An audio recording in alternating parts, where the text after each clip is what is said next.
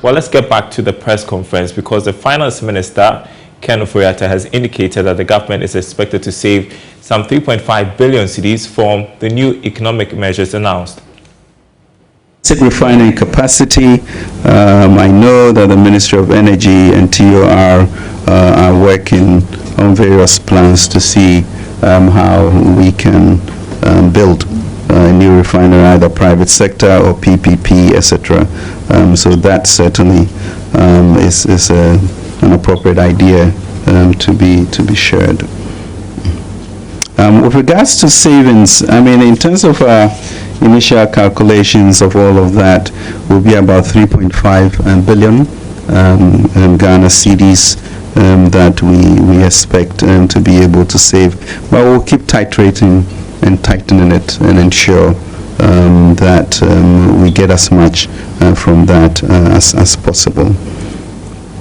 The contingency funds that was mentioned, good idea, but you really need, we already have our heritage funds, etc.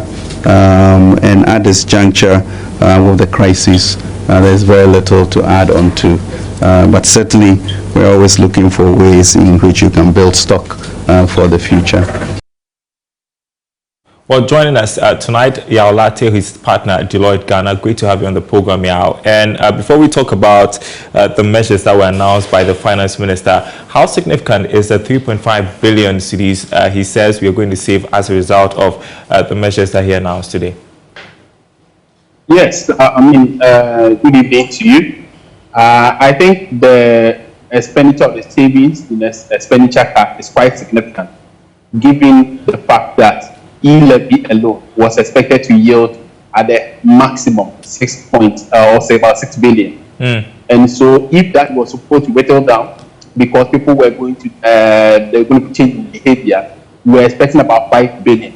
And so if government, even without e-levy, is able to save 3.5 billion, then I think that's quite significant. And I guess it's something that should boost investor confidence in the economy, given that most of these expenditure cuts, if you look at the list, most of them are recurrent expenditure.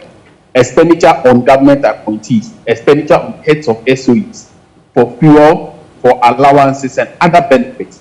These are what we call recurrent expenditure. They are not things that will not necessarily stimulate growth. They are not things that increase economic activities directly. They are things that go into recurrent expenditure and they are spent within a short time. So I think it's a very laudable policy, and I guess it's going to add to the investor confidence that will begin to build the economy following this announcement. Well, generally, do you think that the Finance Minister met expectations in terms of what we wanted him to say during this briefing today? How far-reaching are these measures?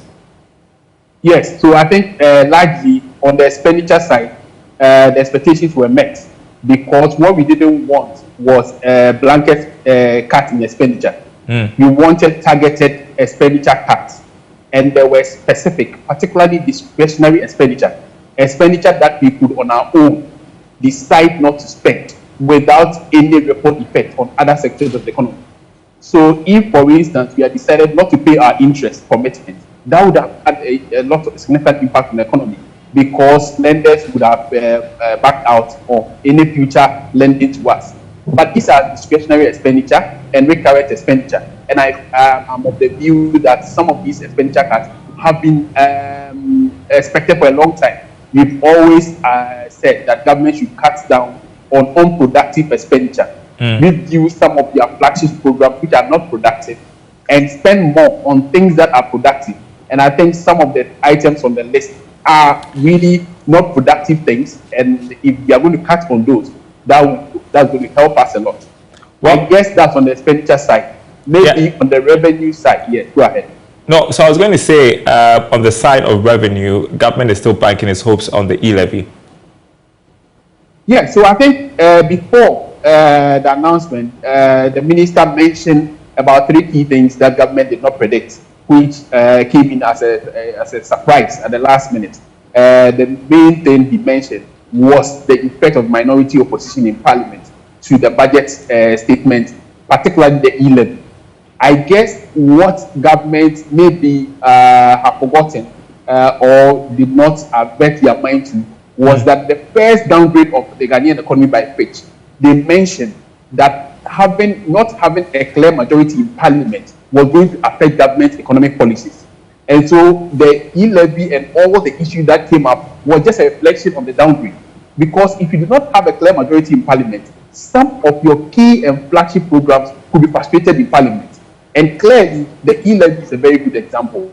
So I think government plans and most of the revenue plans, policies outlined are what we advocated, that government should look beyond e-levy.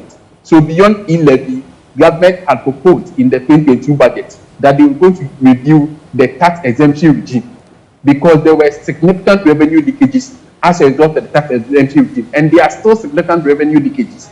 So government should expedite action on that and make sure that bill is passed into law. Review of fees and charges. We have abolished road tolls. We thought that this review of fees and charges bill will be passed as early as possible so that it will compensate for the revenue loss that is being incurred on daily basis as a result of us abolishing the road tolls. I think that's something that government should also focus on. All the other revenue measures that are outlined, implementation of the revised property rate and implementation of unified common platform for property rate administration, I think we have not been aggressive with all the other revenue measures as we have been with e-levy.